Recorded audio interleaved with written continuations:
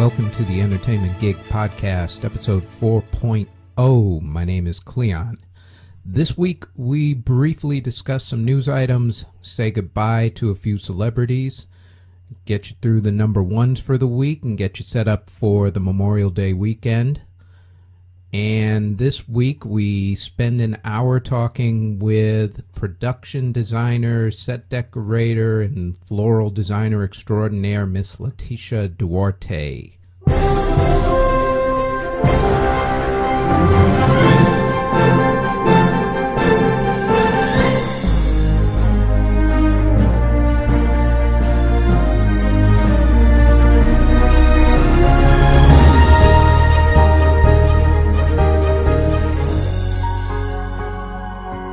As far as news items go for the week, there really haven't been that much in the way of news this week. The Cannes Film Festival is wrapping up. Nothing too major to report on that front.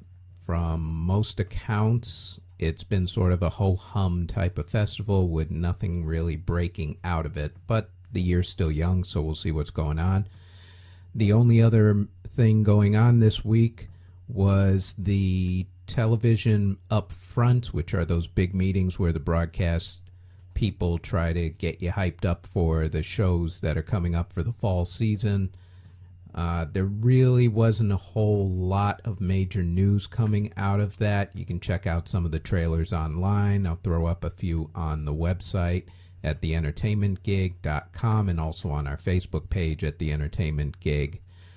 However, this sort of ties in with something that I said last week, which was in congratulating some of the shows last week, I mentioned Mysteries of Laura and said that I was confused by the fact that they got a 3-episode pickup. Well, no sooner did I literally record that sentence that maybe about 2 hours after that, they canceled Mysteries of Laura. So, starting off our rest in pieces for the week, Mysteries of Laura, which is now officially canceled, no 3-episode pickup. Not sure why that happened. I'm assuming money had a lot to do with it, but I could be wrong. Also last week, I had mentioned that we hadn't had a whole lot of celebrities dying. Well, jinx. Because no sooner did I say that than 3 of them passed away this week. So starting first and foremost with the last surviving main character actor or actress from the movie Casablanca, Madeleine LeBeau, passed away last Saturday. She played Yvonne, who was Rick's ex-girlfriend in the movie. Also, in the music part, John Barry, the original member, the founding member of the Beastie Boys, passed away this week, age 52, rather young. He was the one who came up with the name the Beastie Boys, and whether you knew it or not, he was a main presence in the Beastie Boys.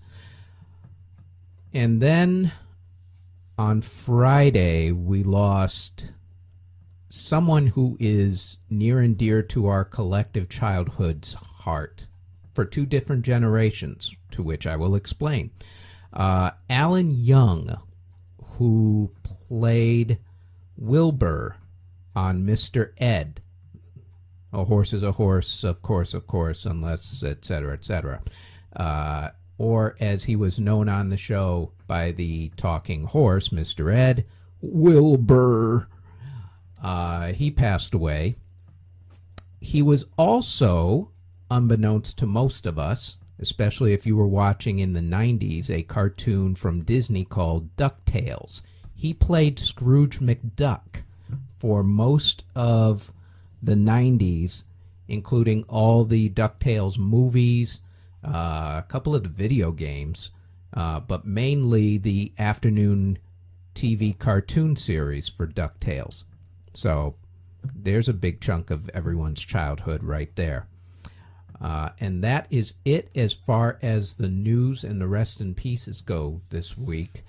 In terms of number ones this week, we had Number one movie for the weekend will be Angry Birds, although Captain America may squeak it out at the end, but it looks like the Angry Birds movie is going to be number one for this weekend.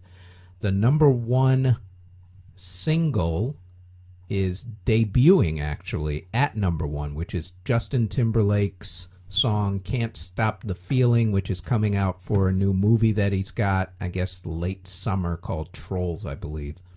The number one album is, again, Drake with Views. Number one TV shows for the week. In terms of broadcast TV, it is the season finale of Empire, and on cable, it is Game of Thrones. In terms of what's coming out for your Memorial Day weekend, on Netflix, you have Bloodline, Season 2. You've got Season 2, Part 1 of Chef's Table, The Do-Over, and Mako Mermaid, Season 4. On DVD this week, you're going to get the thriller The Finest Hours with Ben Foster and Casey Affleck, How to Be Single with Allison Brie and Dakota Johnson. You're going to get a Roman/Christian movie called Risen about a Roman brigade who is searching for news of Jesus having risen, hence the name Risen. And on a much lighter, less Christian note, Zoolander 2 with Ben Stiller, Owen Wilson, and a cast of 50,000 celebrities. As far as the big movies debuting over Memorial Day weekend, Alice Through the Looking Glass, the sequel to Alice in Wonderland with Johnny Depp. And the big one that I think will probably be number one next weekend is X-Men Apocalypse. And the only other thing debuting this week is in music. Dierks Bentley's new album comes out. And that is it as far as the news and the number ones and coming soon.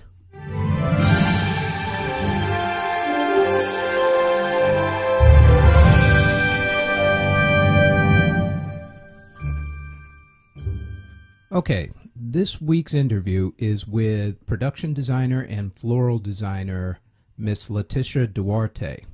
Coincidentally, also this week, she has an article written about her and her wedding on Vogue.com, the link of which is on our Facebook page at The Entertainment Gig.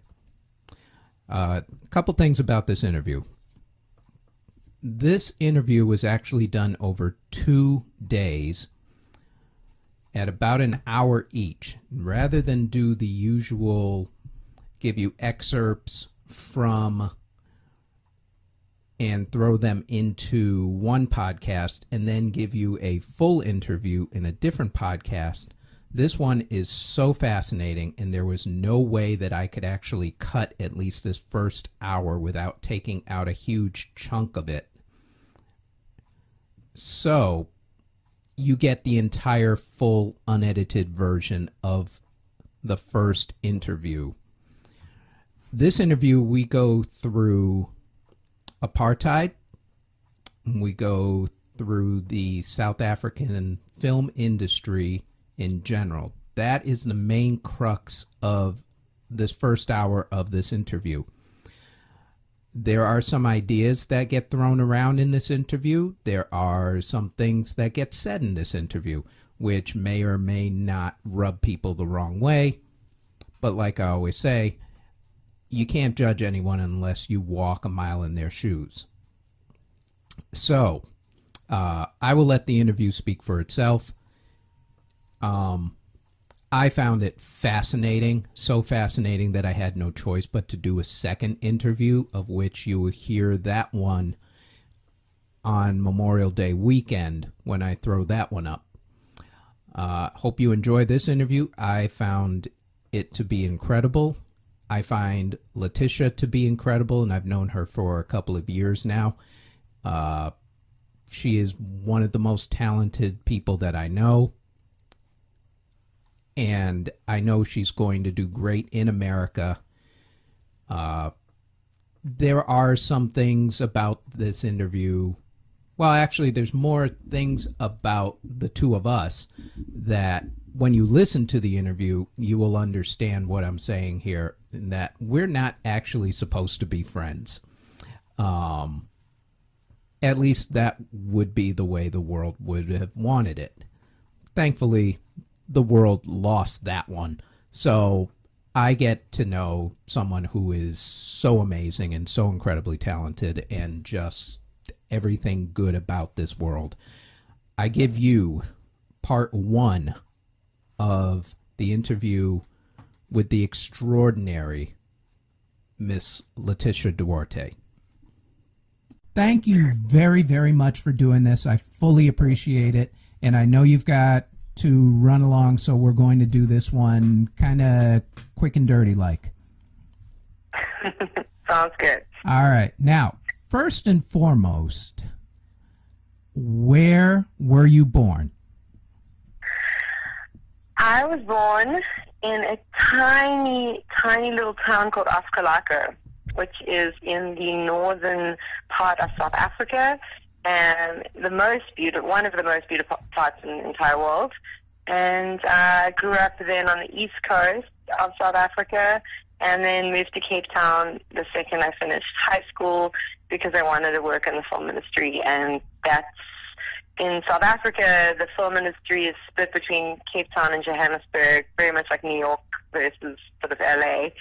And LA is like Johannesburg, much bigger industry, and a lot of local stuff gets made there, whereas Cape Town is mainly international service work. And Cape Town was a beautiful place, so I had to be there. And I went to film school in Cape Town, and studied film for 4 years. Now, here's another reason why I wanted you on. First off, were you pre or post apartheid in terms of your upbringing per se? I was born into apartheid and grew up at an all-white school, and I was very much aware of the disparity of black and white, and my parents were not pro-apartheid, so we had a lot of interesting conversation and friends. Both my parents, my mother was a gallerist, and my father is an artist and a sculptor, so they had a very eclectic group of friends who were very sort of anti-apartheid. And when I was 12, or 11, 12, that was sort of when there was a lot of political upheaval. And our school was on top of a hill that the police station was at the bottom of the hill, and our province was a Zulu province, and there was a lot of conflict between various African political parties, and they used the school field as the place to riot. So once or twice while we were at school, petrol bombs were thrown in the window, and we had drills where we had to hide beneath the school desks, and it actually became quite dangerous to go to school. So our school closed down, and I think I was 11. For about 3 weeks, I didn't go to school once because it was too dangerous to go to school. They were targeting farmers and necklacing a lot of people, that parents of friends of mine. So I would say I'm in a very interesting, unique generation in South Africa's political history, where I was born into one institution, saw it switch over, but I'm definitely not what's called a rainbow baby, which is anyone who's born after apartheid ended, because we're the rainbow nation. So rainbow babies are post-94. Now, here's the only reason why I bring that up, and it's a personal reason. Because I was an 80s baby. Well, let me rephrase. I was a 60s baby, but I grew up basically in the 70s and the 80s. College was in the late 80s. High school for us was in the early 80s. Now, when I was in college, I was big time heavy into two different movements. One was the solidarity movement for Poland, anti-communist, Lech Walesa, end of the Cold War, that type of thing. The other was the anti-apartheid movement. Okay. Now, if you could travel back in time, or let me rephrase, if I could travel back in time to meet my 80s self and say that in the year 2016, I would know and respect and admire the hell out of a white South African woman and also Russian men and women, I would have laughed in your face, which goes to show you exactly how crazy the world works, in that between the 80s and now, I've met you and I've met a few other people from that era, and you honestly are one of my, and I know I've said this to you in emails and I know you don't believe me, but you are absolutely one of my all-time favorite people to talk to. It's my accent, I'm sure. yeah, that's absolutely it. It has absolutely nothing to do with anything else. Not your wit, not your intellect, absolutely nothing else, just the accent. That's how I get you. Yeah. But no, I think you're cool as shit. So. Thanks, yeah. Yeah. I feel similarly about you, and I think it's interesting though how many Americans are surprised by like white South African women in general. I mean, not to say anything negative about. Try not to say anything negative about just general America, but yeah, go ahead. Everybody else does. Why not? Why people here, they don't know much about Africa, and I constantly get frustrated when I meet somebody. I mean, it happened to me 2 weeks ago, and I'm constantly disappointed by it, but the lack of sort of just awareness about the rest of the world outside of America, and the idea that Africa is a country as opposed to a continent. I would agree. For me I just get so frustrated. Yeah, like, I know. Where do you come from? Africa. Africa's not an answer. Right. It has 52 countries inside of it. And I get upset when I'm in a cab and the cab driver says, I say to the cab driver, oh, where are you from? He says, Africa. And he's playing into that because he knows that most of his customers, that's the answer they're looking for. I'm like, no, where? Which country? And then I end up having my most interesting conversations with African cab drivers. I just love talking to them about their homes, and when they're here, I'm South African, and they're very often surprised that I'm white. They're like, what? And we talk about Ghana and Cote d'Ivoire and all these amazing places, and I find it just like mind-blowing that Africa is the strange, lumped together country. I mean, so what I was going to say, 2 weeks ago, I was at an MFA, Columbia MFA thesis exhibition filled with all these interesting bohemian, eclectic type of people, and this Asian lady came up to me and commented on my beautiful earrings, and I said, well, thank you, they're from, I got them at home. She said, oh, where? And I said, South Africa. And she said, oh, which country? I said, no, South Africa is a country. And she said, no, which country? And I said, South Africa is a country? It's a country within Africa. I know it has a very silly name because it's also a region, and she was like, are you serious? I was like, yes.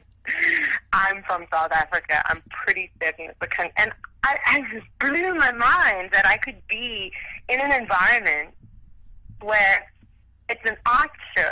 People are open-minded. They want to challenge the status quo, and they want to come and expand their minds, and yet it can be as basic as that. Like, oh, South Africa is a country, not a region. It happens to me at least once a month, I would say. Here, that I believe.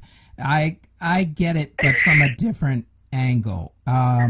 Because I don't think you and I have really spoken about backgrounds before. We're usually just, hi, how you doing, business and whatnot. So I'll give you mine for the general audience and for you. Thank you. I was actually born in England, Lincoln, England, to be precise. Dad was military.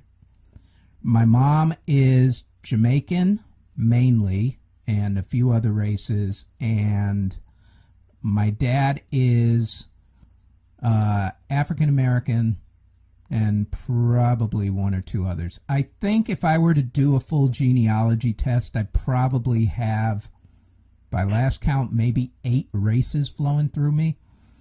And so by the time we got to America, when my dad had retired from the military, I was, I don't know, probably about 5, 6 years old, something like that. So we moved all over the place when I was really young. And I grew up in suburbia, so I didn't have what you would call the quote-unquote stereotypical black experience, because I grew up in Massachusetts, which is heavily Irish. In the West, I have a Massachusetts husband who's half Irish. There we go. Yep. And I grew up in the western part of the state, so we were more rural because there's a lot of mountains out there and a lot of agriculture and that sort of thing. So my typical black experience is not the, shall we say, the stereotypical black experience in America. I grew up amongst a lot of white people. I don't speak a lot of slang per se, you know, that sort of thing. Yep. And so I get it from all angles. From the, well, you're not black enough, to the you're black, to the whatever. And you try to explain to some people that, you know what, not all black people are exactly the same. And it goes way over their heads because you kind of get built into that whole, everybody's into a stereotype. And I don't watch CNN or MSNBC or any of those things. I watch the BBC and Sky News and Euronews and that sort of thing. So my tendencies tend to be more international than anything. And so I'm with you, and I think that's probably why we click so easily.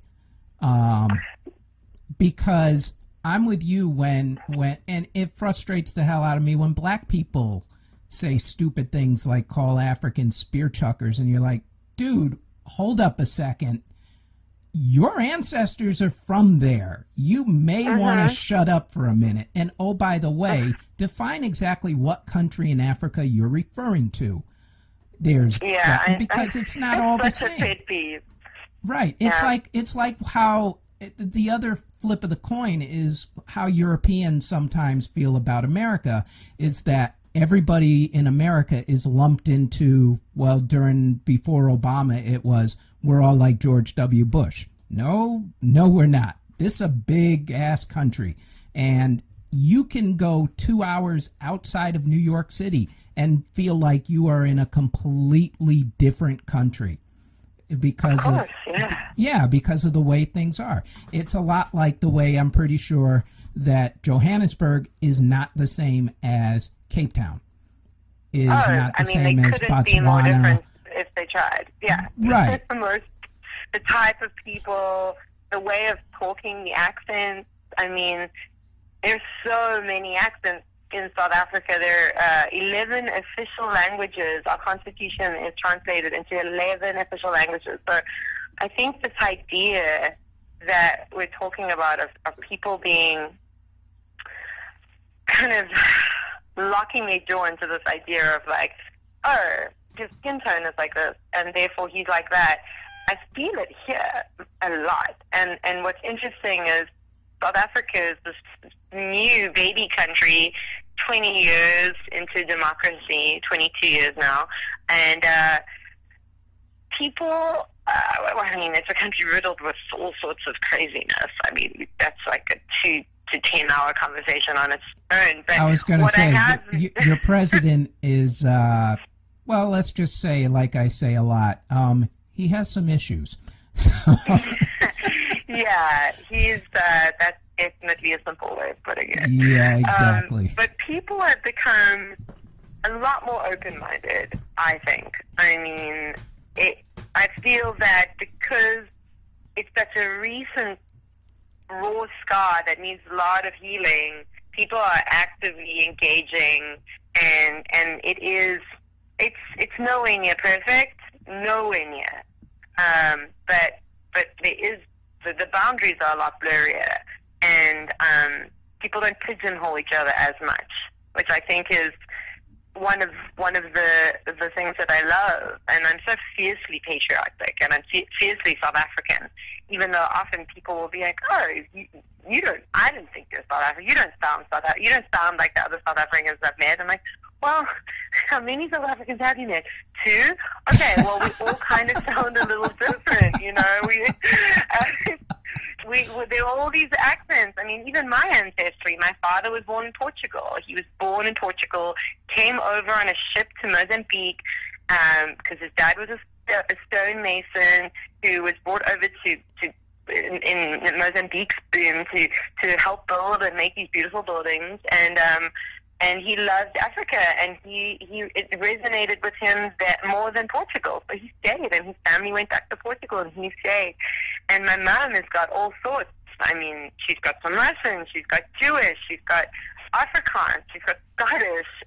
I'm like half of something, and then a bunch of other everything else.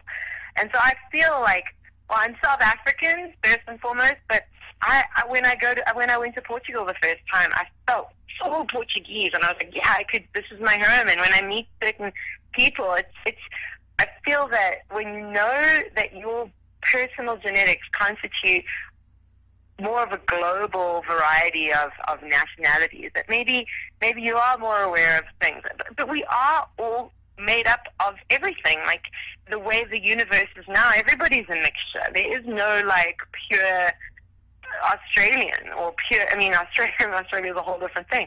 So it's fascinating. It's fascinating, and how it affects the film industry specifically is actually quite marvelous.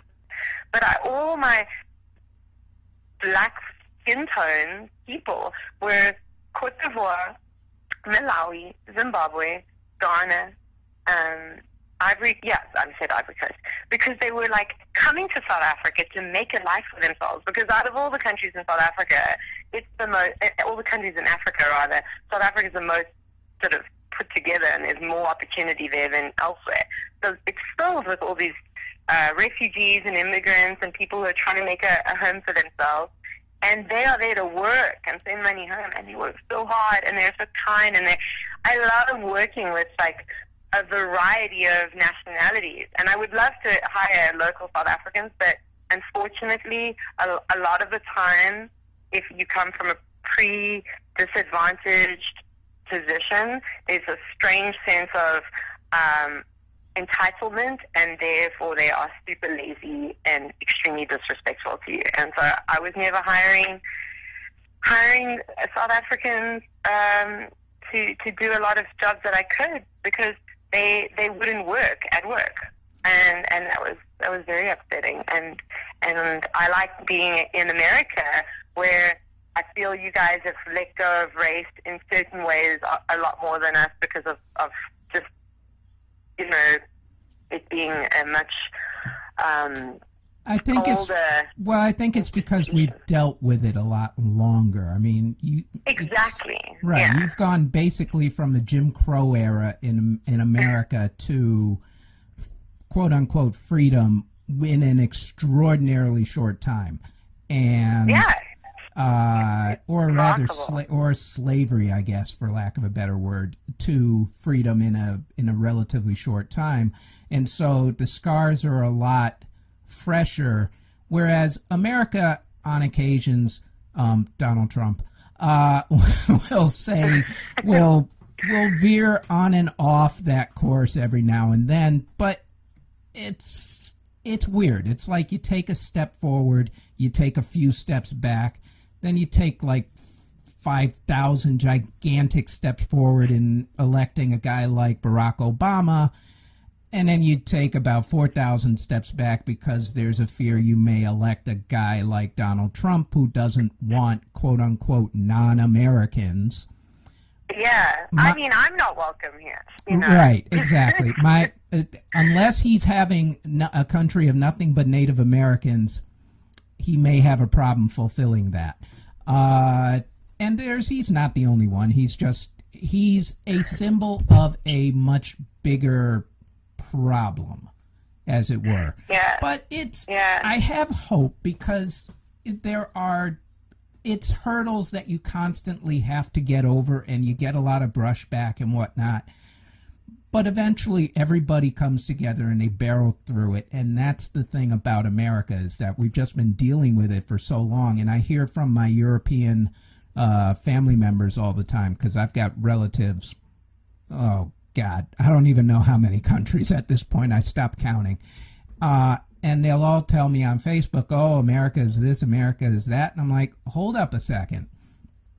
It's not like Europe doesn't have its issues right now with Syrian refugees and a bunch of other problems. So this is sort of a worldwide problem at this point, but I think you're right in the fact that you guys have been dealing with it a lot.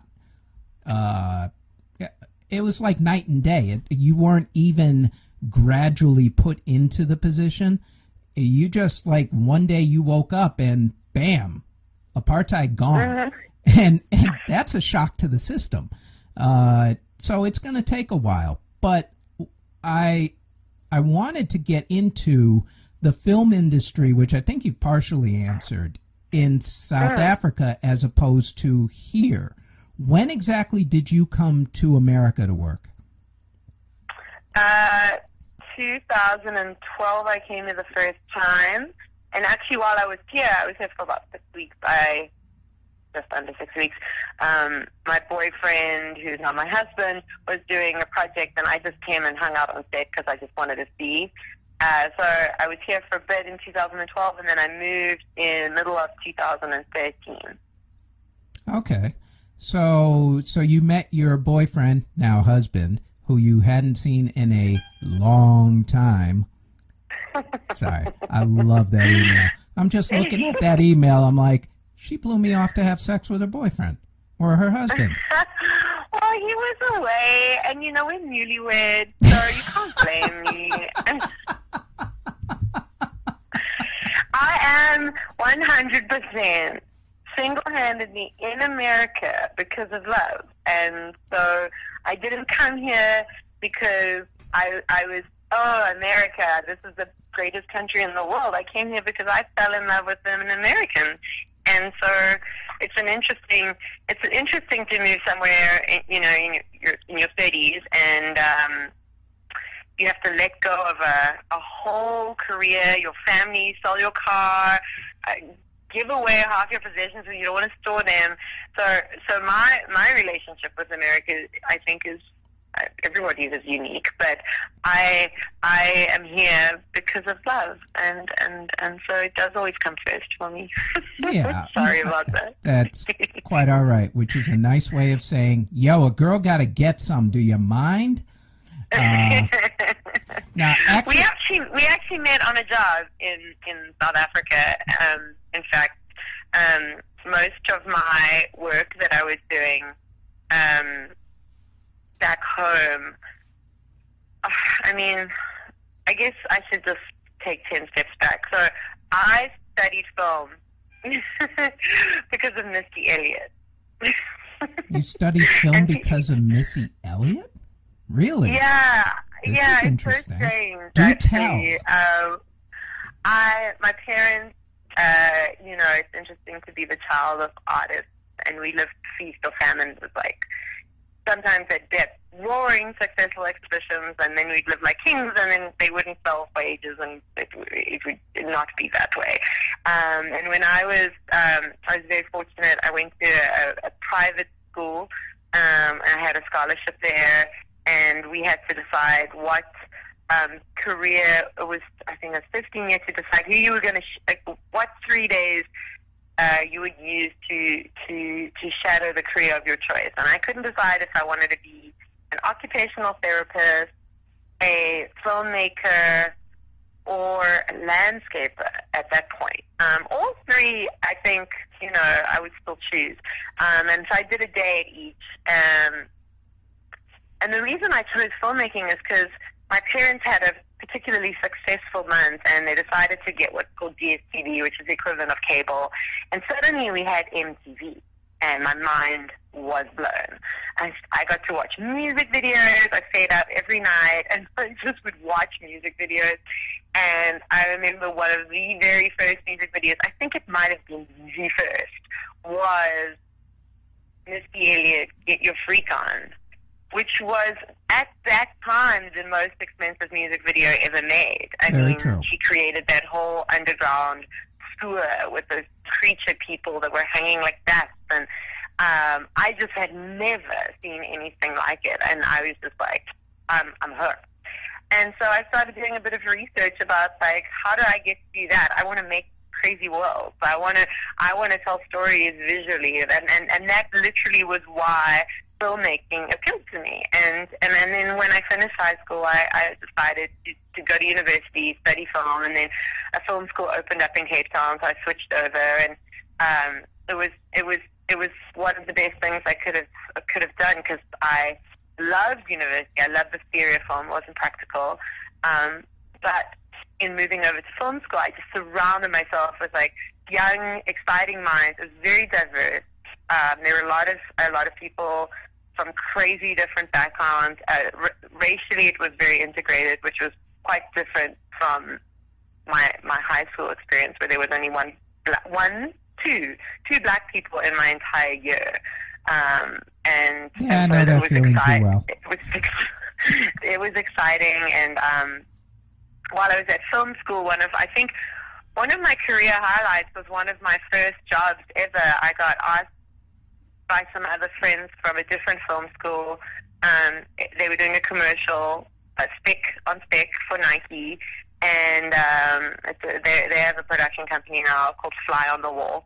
And we did this Nike commercial for Nike Africa, and it did fantastic. I mean, I had no money. I had literally less than $100 to pull this commercial. I built a section of an African township. We did amazing things with this tiny budget, and we killed ourselves, and it paid off. It got bought by Nike. It was on ad weeks. It won, like, some Cannes thing. It got a lot of amazing press, and I think I was 20 years old, or maybe 21 when that happened, and I was still at film school. So it was like a strange experience where I was surrounded by all this, like, success, but I wasn't even finished studying what I wanted to do. And then because I was paying my studies as a student loan, I used every holiday while studying, and I would just I called all these art directors, and I started working on TV commercials and films, and it was great. So I never really took vacations, and I just started working from the age of 19. I worked on, like, a German feature, and then had the success of that commercial, and finished film school, having already done quite a lot of stuff and movies and like 10,000 BC, and touched on Blood Diamond, and then wrote my thesis on what the state of the South African local film industry was, because I was constantly questioning why everything I was working on was international, why was nothing local, and really South Africa's biggest issue is distribution. We don't show what we make to anyone, and so it never makes any money. And certainly when I wrote my thesis, there was a glass ceiling where if you spend more than 7 million rand on a feature, you would maybe break even if it was a successful film, which is a tiny budget. So local films, people were trying to make them, people trying to get creative, but no one was watching them. The local cinemas wouldn't screen them because they're more interested in screening big blockbusters from America.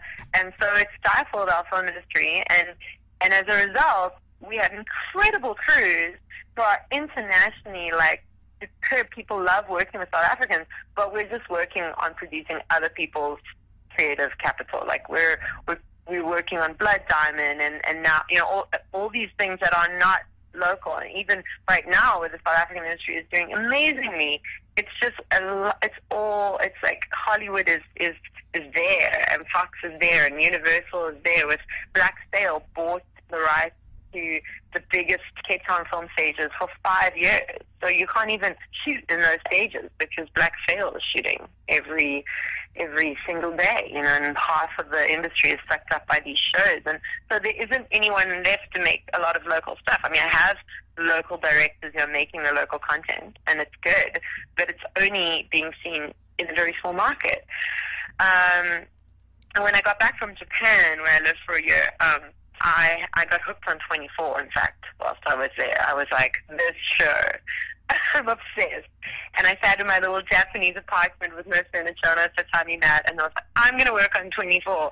And I got back, and I reached out to some decorators and designers, and somebody contacted me and said, I'm so glad you're back. They're going to make 24 the movie. Do you want to work in the set decorating department? And I couldn't believe it, because I'd been back for about a month, and I just self-actualized this idea I put in the universe, and it was amazing. But it was working on something not local, and I grew increasingly frustrated with that, because I want to tell stories, but I also am so fiercely proud of South Africa, and I love where I come from. I'd like to tell some stories to do with that, but I never felt I had the opportunity.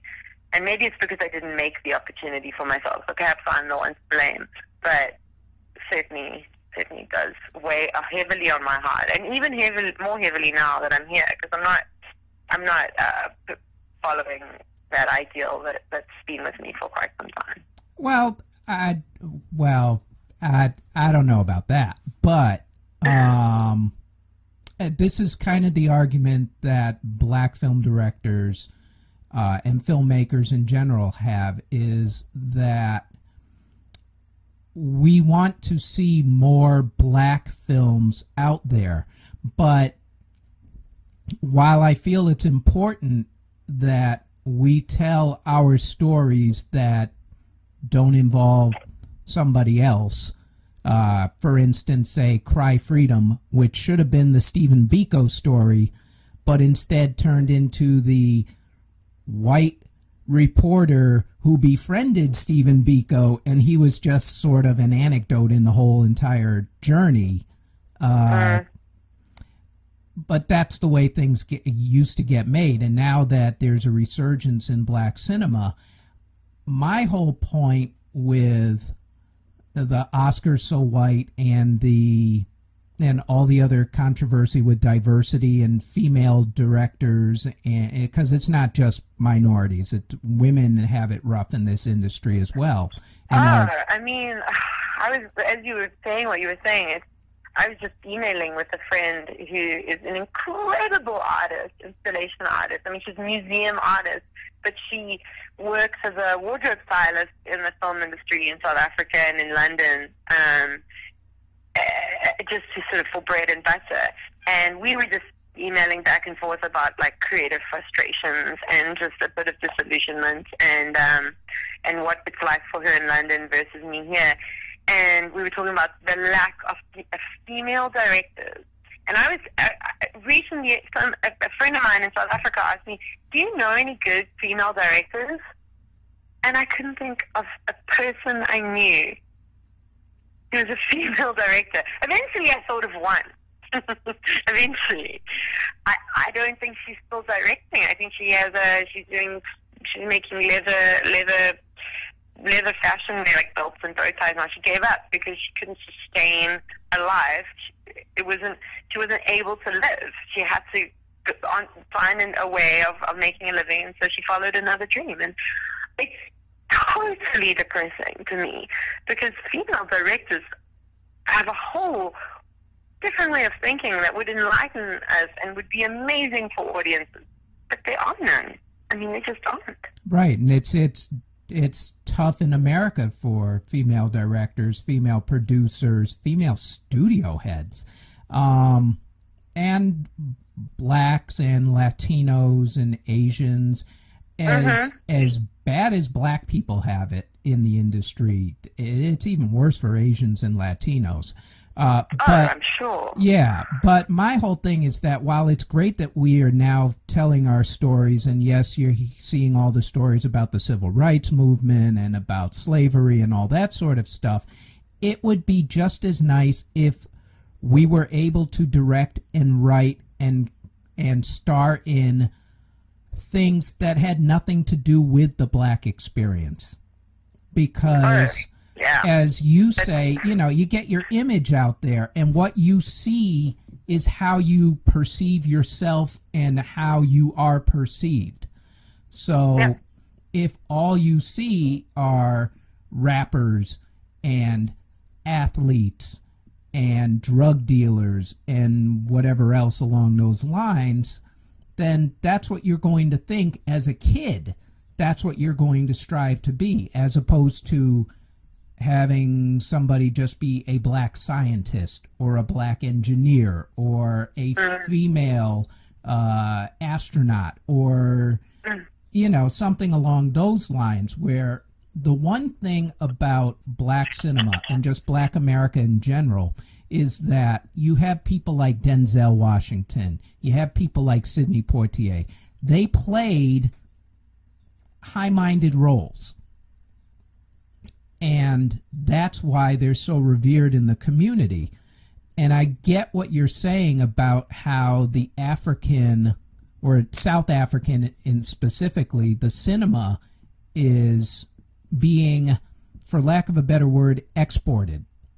Because there's a show called Strike Back, which was on Cinemax, which did a lot of filming in South Africa. I lost half my crew when that was all being, I was still there when that was being shot, and it was suddenly like, oh, well, as a freelancer, and Sydney, South Africa has no union, so that's also another reason people love, the high quality crew, ununionized, and favorable exchange rate, with great weather at the opposite time of the year as America. It makes it, people want to come shoot there, to the point where it's saturated. There are so many shoots you could. My agent would have me on 5 holds over the same date for like 3 months of the year, because it was just like that. It's a very seasonal industry, and you can be so crazy busy, and suddenly half my crew decided to go and work on long format stuff because they were like, well, they're paying better money, not better than commercials, but decent money than a lot of the previous long format stuff that was coming out. And as a freelancer, the security of being able to work on something for more than a week, like, oh, you're offering me 3 to 8 months of work? Yeah, that's like a real job. That's like having a real job. Yes, please. And it is something I deal with all the time as a freelancer. The insecurity of what will be the next thing, and will I want to do it, or will I have to do it? Which is, it's a terrible decision to often make. And I hadn't worked in March, and I got something that came along, and when I finally realized what it was, I was like, I need to do this because I need to make money. But in the end, after like tossing and turning all night, I had to call the police and said, I can't start working today. I can't do your project. And I got out of it. But truly, I couldn't do it because it was too awful for me to be a part of. Right. I just couldn't do it. The moral quandary. People are working in South Africa on these long format things, offering security, offering decent money. But again, it's pumping all the creative intellect, juices, ideas, everything back into America. And you guys got a lot going for yourselves. You don't really need any more, but you're getting it. Yeah, funny how we operate. And on behalf of Western society in general, I would like to apologize. No, it's all good. I don't blame it on America. South Africa is certainly, a lot of the white people are very Eurocentric, and there's a lot of, it's not just America who's coming to South Africa. We have, I would say, half of the work is for Germany and for England, and then there's Swedish. I've worked on it's always so interesting. You never know the next little commercial you do when you're in South Africa, it could be a Russian, it could be a German, and it's fascinating because you're just constantly coming across all these different cultures and having to make your city look like Hamburg, or make it look like Denver, or make it look like Colorado, and I mean, that's what I did love about it, is that I never felt bored. It was I felt very international in Cape Town, and I think Cape Townians tend to feel that way, as opposed to Johannesburg, which is much more local, and they're not dealing with international directors and clients, etc. You're dealing with everybody from all over the world, and I think Cape Town, just as a city, historically, that's the way it is, because it's the southernmost point of Africa, and it's a trading post that had the Dutch, it had the French, it had the British, it had the Portuguese. So it's always been this place where the whole world would pass through and drop some people off and take slaves and put up posts, and just as a city, and I think it's got to do with the wind. People blow in and blow out, and ideas change, and it's a very clean city. It has no pollution because of the wind, and so people's minds are strangely clear. I mean, I could go into that further. I have a lot of ideas about it. Well, as well we should. And before we get off, well, not off track per se, but off the general gist of everything, is the fact that you've got a hard out in about 15 minutes or so. This has been such a fascinating conversation. I'm going to ask you in advance, if when you do have to leave, if we can pick this up at another point in the next week or so, because this conversation is fascinating and I haven't even begun to scratch the surface as of yet. Is that okay with you? Sure. Yes, okay. That's fine. All right.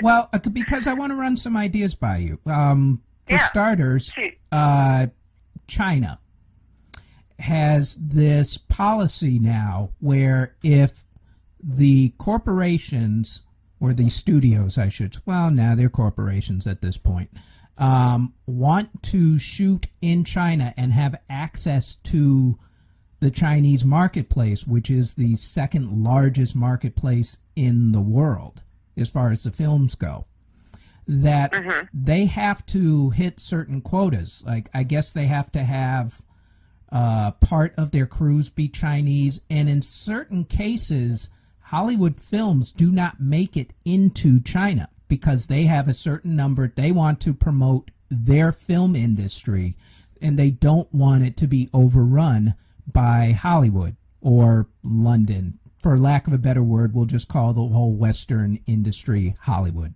But it includes British theater, it includes the Germans and the French, etc. Do you feel that South Africa could or should implement a certain criteria where, okay, it's great that you have our film crews, except that you really don't, because a lot of people are now coming from outside the country in order to film in South Africa.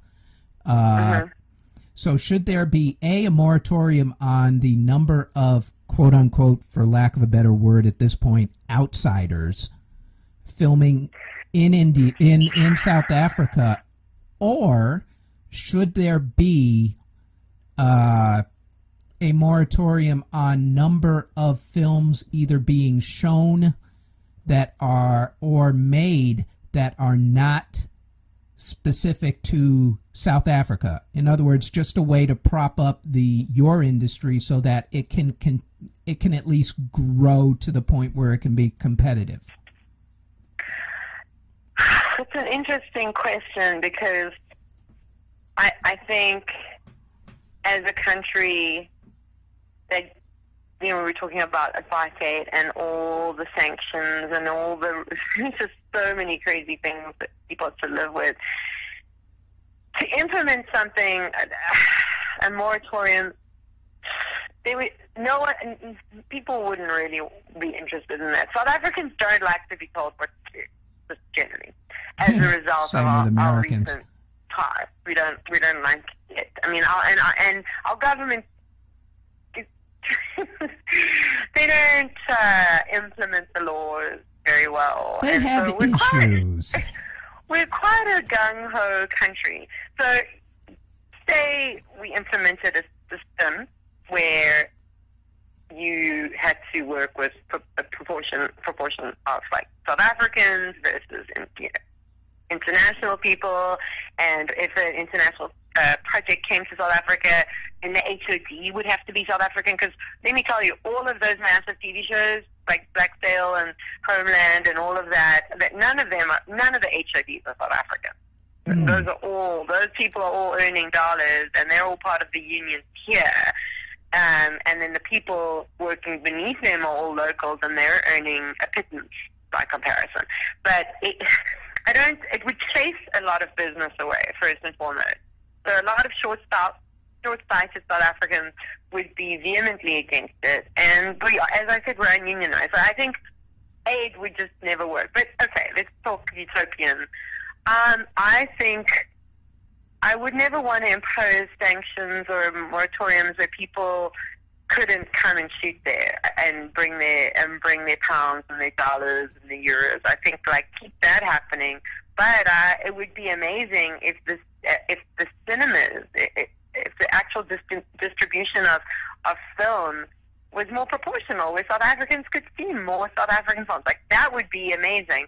The problem is that those New Metros, Pekinakor, those are the two main movie theaters in South Africa. They're not interested in growing the film industry. They're interested in making money. So I don't think it would be possible, but I think it would be great. And I mean, I just went back to South Africa to get married, and I went to a bunch of weddings before my own, and one of them was a friend they were all friends from film school, actually, who got married. They're all directors or actresses.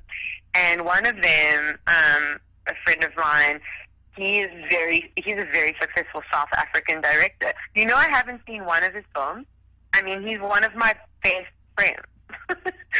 It's embarrassing. I'm horrified, but I can't watch them on South Africa. They don't come out on South African TV, and if they do, it's only on the Afrikaans channel, which in South Africa, the Afrikaans channel, the main channel is called KykNet. They have a large viewership of just Afrikaans only.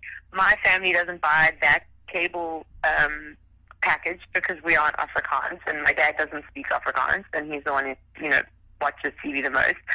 So when I go home to my folks, I don't get to watch the projects that my filmmaker friends are making. And his wife, who he married, she is one of the biggest movie stars in the Afrikaans film industry. In fact, their wedding was televised. It was put onto South African TV, onto one of the #1 shows. I couldn't take photos on Instagram because they were the Hollywood of South Africa getting married. And I haven't seen one thing that either of them have made. That just goes to show how difficult it is to see, even as a South African, what your colleagues are making, and they're successful. And I would stick my neck out rather to go see Volverdans and Die Skema, which is one of his first features. And he's made a bunch of features, TV shows, and I'm just not able to grab the content, and so it is a big problem. Whereas in America, you guys got your distribution sorted out. You know how to make it, where to place it, how to advertise it. It's fantastic, and we need to learn from you. But we haven't.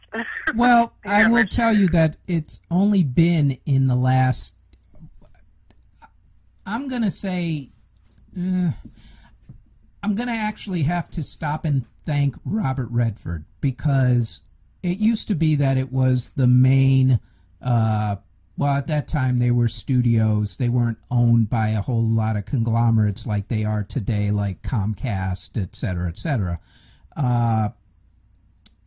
But they had a stranglehold on the industry, and you didn't really have a whole lot of quote-unquote independent films, and specifically there wasn't really a way for them to be for them to be seen or shown unless you lived near an art house theater. Like in New York, that was relatively simple.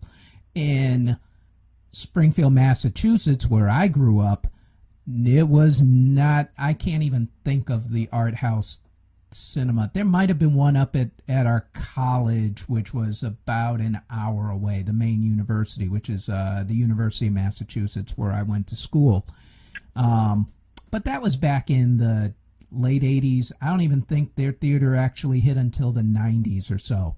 So what Robert Redford did was he started the Sundance Film Institute, of which from that you got Sundance Film Festival and the Sundance TV channel, and it's kind of grown from there to, especially now that there's cable with thousands of channels and the internet especially, you now have all those different streams to which to showcase movies that you want to see. So I guess my question would be twofold. One, does South Africa have anything along those lines? And two, would you or somebody else be party to actually trying to do something along those lines there so that your people can actually see the movies that you guys actually want to be seen or shown? So there is, firstly, there are film festivals in South Africa. There's the Durban International Film Festival, there's the Encounters Film Festival, and then there's a bunch of smaller ones. There's short film festivals. And actually recently, a production designer friend of mine and her husband, who's an editor, we also went to film school together. They've just started the Karoo Indie Film Festival. So there are a bunch of film festivals. They are they're nowhere near Sundance, like just absolutely nowhere. But people are trying. People are trying to expose the local content and to have a platform for people to see these amazing projects. Unfortunately, they're not well supported, and very often are very short. You know, you have like a 2-day window in which you can go see 30 films, and there's no way you can see 30 films in 2 days, maybe if you didn't sleep. So, I mean... Don't tell that to a Star Wars nerd. They watch all those movies like crazy. Yeah, it's true. But people are trying. It's taking a while. I mean, I can't comment on the last 3 years because I haven't really been there. And I'm sure it's maybe more popular and getting more exposure, and perhaps prizes are getting better than when I was back home. And the festivals are in small art house cinemas, and sometimes like New Metro at the waterfront, which is the biggest mall, strip mall essentially, a mall in the whole of Africa, and they part of the Encounters Festival is there, but it's literally for like 2 days, and it's at odd show times, and so it's not given. It's not really targeting a mainstream audience. It's targeting small art house, sort of people who are seeking alternative cinema. It's not really available to the mainstream, and they're not hungry for it yet because they're maybe not fully exposed to it. Like, for example, the Royal Tenenbaums didn't come out on the mainstream cinema in South Africa when it came out, and to me that's just like ludicrous. And almost every single Wes Anderson film back then was coming out at the art house cinema. And I was like, that's so crazy, because this would just be a movie that everybody watches. This is not necessarily art house. This is Wes Anderson. But they pigeonhole it, and then you know, unless you're watching Fast and Furious 7, you're not going to see that on a massive screen. So yeah, there are festivals happening. I think that they're going to need a lot more support and possibly international backing.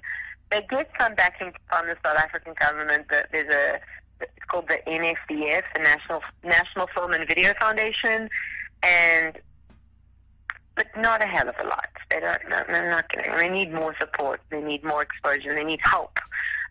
They need better prizes. They need to be given. They need to be uplifted.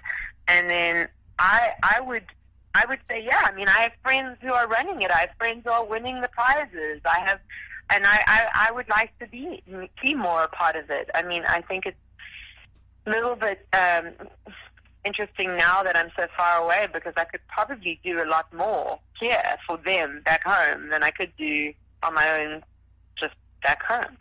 And I guess I just need to figure out how I can be more active in engaging in uplifting those platforms and that kind of thing. Like, I should email Joshua, my director's friend, and say, like, send me all the links to your project. Is there a way I could see them? Like, and get people to watch it here and see what they think. You know, I'm sort of not really exploiting my position here, and I guess it's also just been the first 2.5 years of just settling in, finding my bearings. I mean, it was really fascinating, giving up 10, 11, 12 years of experience and connections and the things that this whole career I built up around myself, and to have let go of it, come here and just be no one to nothing. And when people meet me and they see that I work hard and that I hopefully have decent ideas, they tend to want to work with me again, which I'm grateful for. But reestablishing a network here has been like a full-time job, so I haven't really had the time yet to think about how I can bring what I have here back home. And I am certainly in a position now where the timing is right, and that's what I want to do. And I do feel like we can bridge. I can bridge that gap more now, because I feel a little bit more comfortable, a little bit more at home here.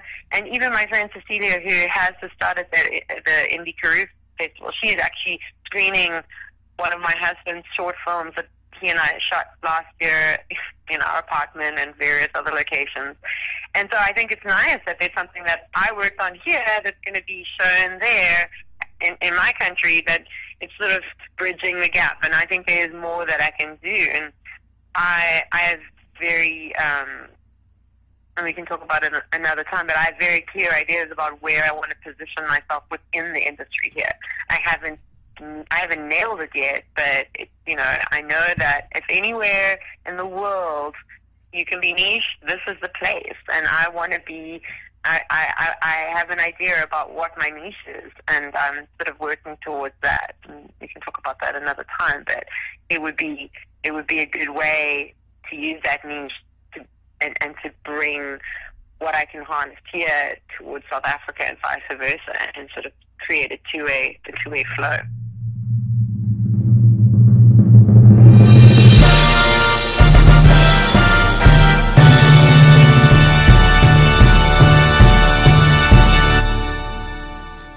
Okay, now you understand why I did not want to cut any bit of that interview out. I hope you found it as fascinating as I did. She has a lot to say and a lot of ideas that I think a lot of people could learn from. Her method of going about doing things is, I'm not going to say perfectionist, but about as close to perfectionist as you can get, which is an amazing asset. Her work ethic is bar none. I can't say enough nice things about her. Like I said, there were some parts of the interview that may or may not have been offensive, but again, judge lest ye not be judged.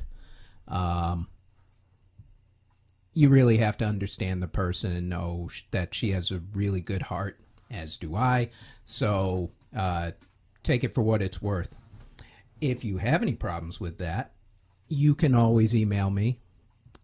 My email address is at cjbtproductions@gmail.com.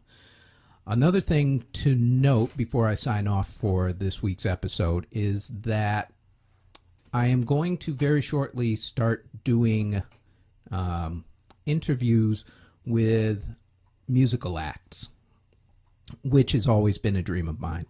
And now that dream is going to come to fruition.